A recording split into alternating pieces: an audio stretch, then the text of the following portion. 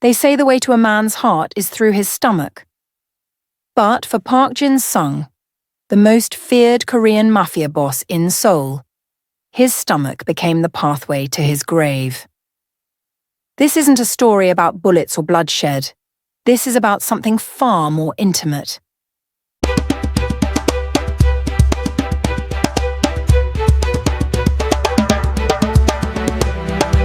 A Nigerian woman named Ada Eze Okonkwo spent 4 years earning his trust, perfecting his favorite dishes, bowing respectfully at his table.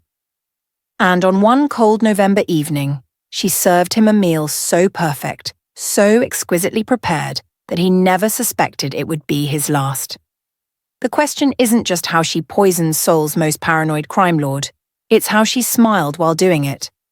Park Jin-sung didn't rule Seoul's underworld through violence alone. Any thug could pull a trigger. Jin-sung ruled through precision. While politicians promised to clean up organized crime, he operated from the shadows of Gangnam, controlling billion-won casino operations in Itaewon, luxury real estate deals that reshaped the skyline, and a network so deeply embedded in the city's infrastructure that the Korean National Police had spent 15 years trying to build a case that kept collapsing before it reached court. Witnesses forgot what they'd seen. Evidence vanished. Jin-sung remained untouchable. His power came from routine. Every evening at 7 o'clock sharp, he sat alone in his penthouse overlooking the Han River and ate dinner one chef. No guards in the kitchen. No one else touched his food. This paranoia had kept him alive for 25 years. Until Adiz. The penthouse perched 40 stories above Seoul, like a temple to wealth. Floor-to-ceiling windows framed the glittering city below. Traditional Korean artwork worth hundreds of millions of won hung on frost-coloured walls. The dining table, a single piece of Zelkova wood from Jeju Island, caught the light like amber. Security cameras watched every corner except one, the kitchen. Jin-sung trusted his chef completely. 4 years of perfect meals had built that trust. 4 years of Adai's bowing, smiling, calling him Sajang-nim, with perfect deference. 4 years of swallowing rage that burned hotter than any kitchen fire. Tonight, she moved through that kitchen with surgical calm. The galbi jim required hours of preparation. Short ribs braised until the meat surrendered to the bone. Sauce reduced to a gloss that caught the light like silk. She prepared banchan with the care of a jeweler setting diamonds, aged kimchi, seasoned spinach, pickled radishes. Each dish a small perfection. Everything had to be flawless. Jin-sung would notice any deviation, any off-note that might trigger his legendary paranoia. The main dish was her masterpiece, and her weapon. But why would a Nigerian chef dedicate her life to infiltrating the inner circle of a Korean crime lord? The answer lived in a moment 8 years earlier that Jin-sung had forgotten, but Adayeze remembered with the clarity of broken glass. Her brother, Chukwuemeka, had come to Seoul chasing dreams. Exchange student at Yonsei University, international business degree, plans to build trade bridges between Africa and Asia. He fell in love with Park Min-ji, a woman from Busan whose father had borrowed money from Jin-sung's organization to save his failing restaurant. When the father couldn't pay, Jin-sung sent a message. They executed him outside his own restaurant in Itaewon. Public. Brutal. A lesson about debts written in blood. Chukwuemeka and Min-ji arrived just in time to witness it. Her father's head snapping back, his body crumpling, blood spreading across pavement while tourists scattered and locals looked away, because in Seoul, you didn't see what Jin-sung's men did. Min-ji screamed. That scream killed them both. Jin-sung's men grabbed her first. Chukwuemeka fought with everything he had, this gentle scholar who'd never hurt anyone, 4 professional killers against 1 desperate student. They beat him unconscious, then shot Min-ji while he lay helpless, making sure he understood his interference had cost her life. Then they threw him off a building in Hongdae, staged it as another drunk foreign student who couldn't handle Korean drinking culture. Park Jin-sung never learned his name, just another problem solved. Another body. Another Tuesday. The grief nearly killed Adaz. She flew to Seoul for what the police called an investigation, but was really paperwork, and barely concealed annoyance at another dead foreigner.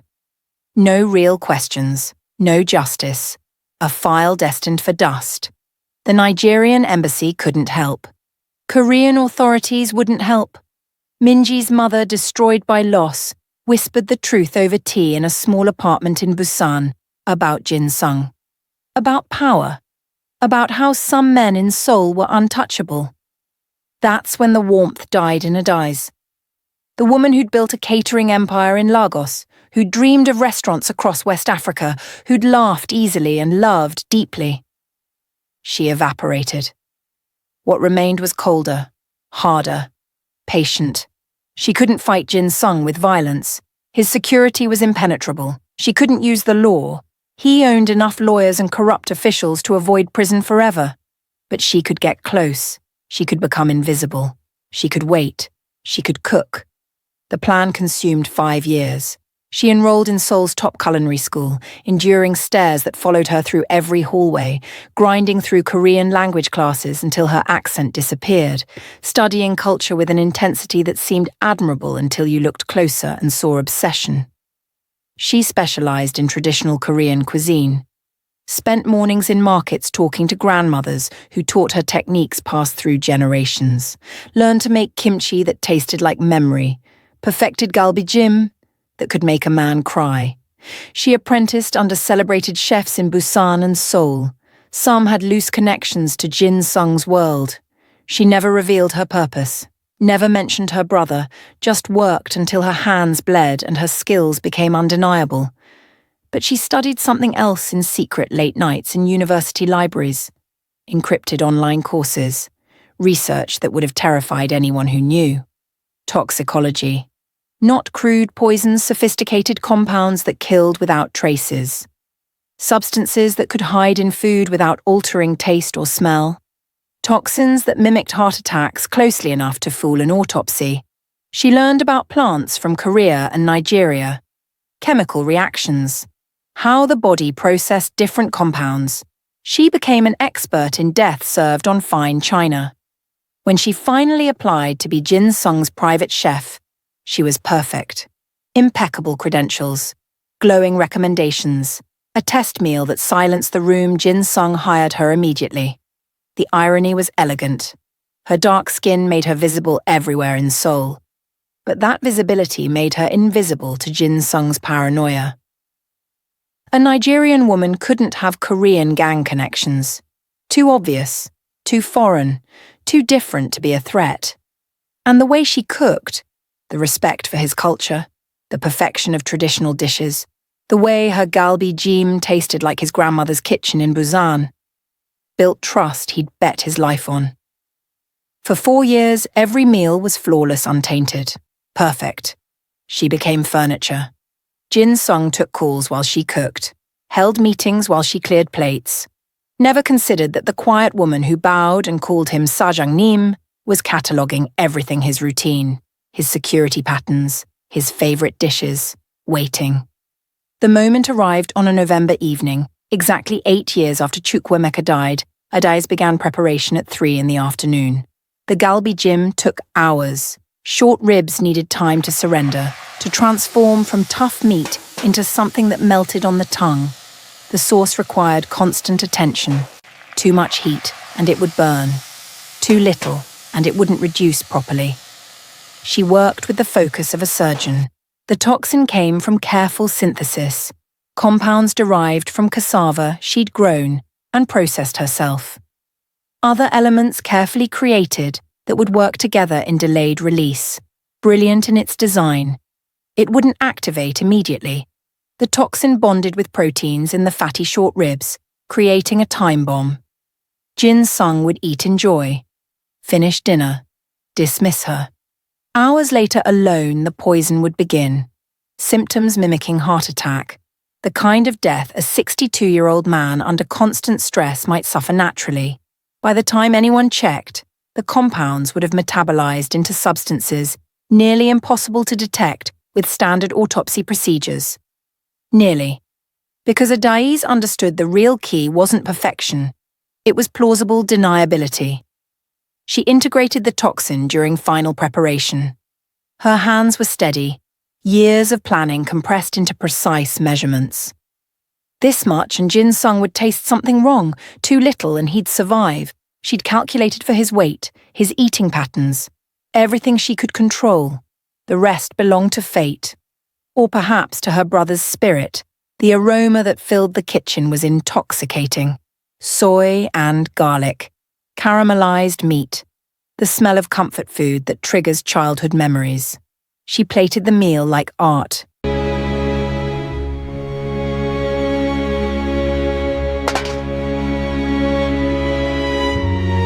Short ribs arranged on Jin Sung's favorite Ichun ceramic dish.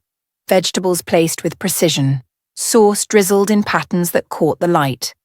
It looked like a masterpiece. It smelled like home. It was a death sentence. At 7 o'clock, Adais carried the tray to the dining room. Jin Sung sat in his usual chair, phone pressed to his ear, speaking rapid Korean about port shipments. He waved her forward without looking up. She set the dish before him. Arranged banchan, poured soju. Her hands didn't shake. Her face showed only professional calm.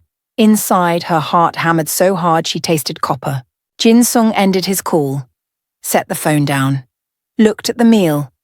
This was the moment everything could collapse, where paranoia might finally whisper warnings, where he might notice something indefinably wrong.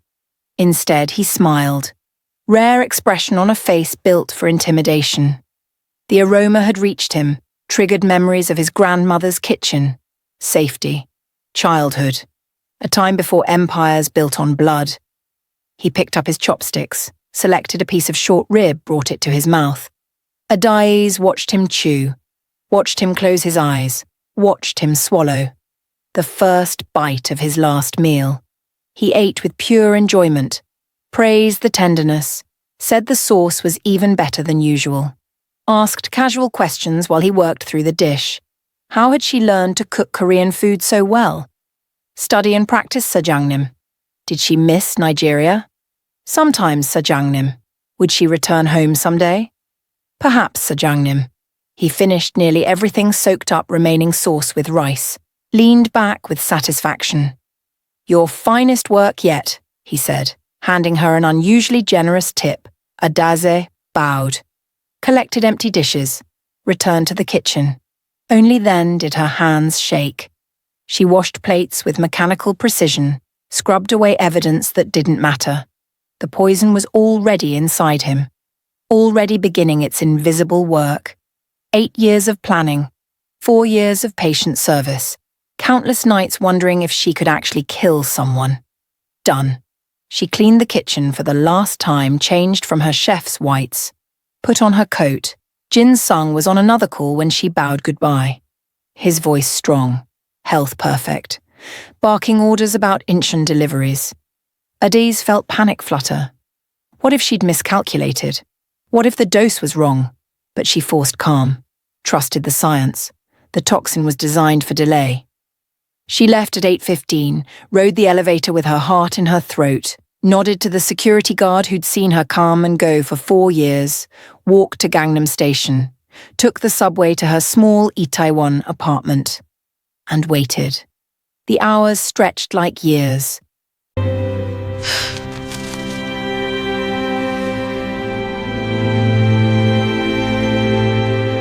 She sat with her brother's photograph, waiting for news that might never come. What if Jin Sung went to a hospital? What if his doctor recognized the symptoms? At 3 a.m, her phone buzzed. News alert in Korean. Prominent businessman Park Jin Sung found dead in Gangnam penthouse of apparent heart attack. She read it 3 times before it felt real. Her hands shook, but this time from relief, from grief, from the crushing weight of what she'd done. The aftermath unfolded like clockwork. Jin Sung's organization erupted into chaos. Lieutenants fighting for succession, paranoia spreading like plague. But the autopsy showed heart attack, blocked arteries, stress, age, natural causes for a man who lived hard. The medical examiner signed the death certificate without deeper investigation. Within days, Jin Sung's empire fractured. Rival gangs claimed territory. Former allies became enemies. The Samjok, seemingly invincible under his control, tore itself apart. Adi's watched from her apartment, feeling emotions she couldn't name. Relief, grim satisfaction, but not happiness. Revenge tasted like ash. Police questioned her along with everyone else. She spoke in flawless Korean that still surprised them. Yes, she'd prepared his final meal. No, nothing unusual. No, she had no reason to harm him. They had no cause to suspect her. Just the chef. A Nigerian woman who'd cooked for 4 years without incident. Why would she suddenly kill him? They never connected her to a Nigerian student who died 8 years earlier in a case closed as accident. She was cleared in 2 days. Some of Jin Sung's lieutenants were more suspicious. One approached her at an Itaewon coffee shop, asking odd questions about that final meal. Adaes met his eyes and lied with 4 years of practiced calm. Nothing was different, just his favourite dish, prepared as always.